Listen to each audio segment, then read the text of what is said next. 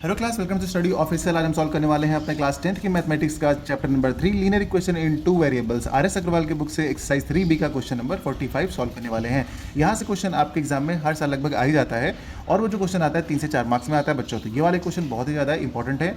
चलिए इसको हम बहुत ही आसानी से आपको समझाते हैं। देखिए हमारे पास यहाँ पर पहली इक्वेशन है और यहाँ पे एक दूसरी इक्वेशन है, ठीक है। तो पहली इक्वेशन में ध्यान से देखिए ax माइनस by है। सेकंड इक्वेशन में आप ध्यान से देखेंगे तो यहाँ पर x प्लस y दिख रहा है, यहाँ दोनों ही सिंगल है यहाँ पर। तो आप ऐसा करिए, किसी एक वेरिएबल को सेम कर लीजिए।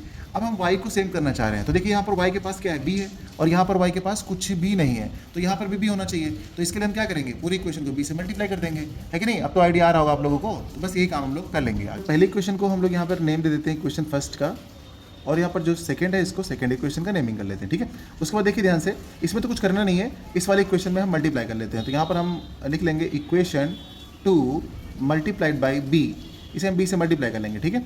जब इसे हम b से मल्टीप्लाई कर लेंगे तो क्या मिलता है, देखिए पूरी इक्वेशन करना पड़ेगा। तो यहाँ पे हो जाएगा आपका bx, ये आप करेंगे यहाँ पे प्लस by, और आगे हो जाएगा आपका 2ab। इस इक्वेशन को आप इक्वेशन 3 का नेम दे दीजिए, ओके। इक्वेशन 1 और 3 में ध्यान से देखिए, यहाँ पर जो by है उसके पहले माइनस साइन है, उसके पहले प्लस साइन है। दोनों का साइन अपोजिट होने के कारण हम लोग क्या करते हैं, याद करिए, हम लोग इक्वेशंस को ऐड करते हैं। तो यहाँ पर हम लिख लेंगे add equation 1 and 3। Equation 1 and 3 को हम यहाँ पे ऐड कर लेंगे, ठीक है। जब हम इक्वेशन 1 एंड 3 को ऐड करेंगे तो क्या होगा, देखिए ध्यान से, यहाँ पर इक्वेशन 1 को क्या ऐड करेंगे और 3 को ऐड करेंगे ना। तो अब देखिए ध्यान से, यहाँ पे ax है, यहाँ पे bx है, ओके। इनको चलिए ऊपर नीचे लिख लेते हैं, नहीं तो थोड़ा प्रॉब्लम हो जाएगी आप लोगों को। ax minus by is equals to a square plus b square. इसके नीचे इसको नोट कर लीजिए, bx plus by is equals to 2ab।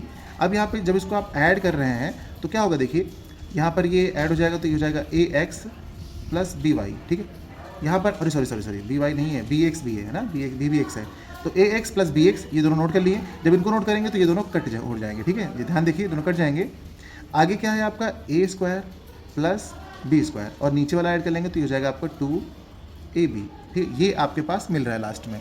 अब यहाँ पर ध्यान से आप इसमें देखेंगे तो कि x यहाँ भी है, x यहाँ भी है, तो आप x को कॉमन ले लीजिए, ठीक। कॉमन ले लिया आपने, तो ब्रैकेट में क्या बचेगा, a प्लस b, और सामने की तरफ देखिए a square plus b square plus 2ab, ये किसका होल स्क्वायर होता है, a प्लस b का होल स्क्वायर होता है। यहाँ पे आपने आइडेंटिटी लगा दी, ओके। अब जो मल्टीप्लाई में उसे डिवाइड में भेज दीजिए। तो आप क्या करेंगे, x इज इक्वल्स टू, सामने है आपका a प्लस b, तो इसे आप क्या लिख लेंगे, 2 बार लिख लेंगे, a plus b into a plus b। आप a प्लस b के होल स्क्वायर को आप 2 बार मल्टीप्लाई करके लिख सकते हैं, और जो डिवाइड में गया है आपका वो आ जाएगा a प्लस b, ठीक है। अब जो डिनोमिनेटर में है और ये दोनों क्या, एक ए बी कट जाएगा, ठीक है। जब एक आपका कैंसिल हो गया है तो यहाँ से देखिए, अब एक x की वैल्यू जो आ रही है वो क्या बचेगी, x इक्वल्स टू बचा है आपका a प्लस b, ये आ गई है आपकी x की वैल्यू। अब इस वैल्यू को उठा करके आप इक्वेशन 1 2 3 चाहे जहाँ पुट कर दीजिए, जो इक्वेशन छोटी है वहीं पुट कीजिएगा। तो आपको सबसे छोटी इक्वेशन 2 नजर आ रही होगी, हम भी यही सजेस्ट करेंगे आपको कि आप यहीं पुट कीजिएगा। आप लिख दीजिए फ्रॉम इक्वेशन 2, तो फ्रॉम इक्वेशन 2 में पुट कीजिए, x के प्लेस पे क्या पुट कर दीजिए, a प्लस बी, तो आप लिख दीजिए यहाँ पर a प्लस बी। आगे क्या लिखा हुआ है y, तो y को as it is note down कर दीजिए। आगे बढ़िए, 2a है तो 2a कर दीजिए, ओके। अब ये जो दोनों टर्म है ना, इनको पीछे भेज दीजिए, तो y यहीं पर रहेगा। पीछे क्या है आपका 2a, इस a को भेजेंगे तो ये माइनस का a हो जाएगा, इस b को भेजेंगे तो ये माइनस का b हो जाएगा। अब यहाँ पे ध्यान से देखिए आप, 2a में से 1a चला जाएगा तो सिर्फ क्या बचेगा, a बचेगा, और b माइनस का आपका ऐसे ही रहेगा। यही है आपकी y की वैल्यू। कितनी आसानी से हम लोगों ने y की वैल्यू भी निकाल ली। उम्मीद करते हैं बच्चों कि आपको समझ में आया होगा। तो दोस्तों के साथ शेयर कीजिएगा और हमको थोड़ा सपोर्ट भी कीजिएगा। मैंने वीडियो को लाइक शेयर सब्सक्राइब कीजिएगा। मिलते हैं अगली क्लास में नए क्वेश्चन के साथ। Bye bye.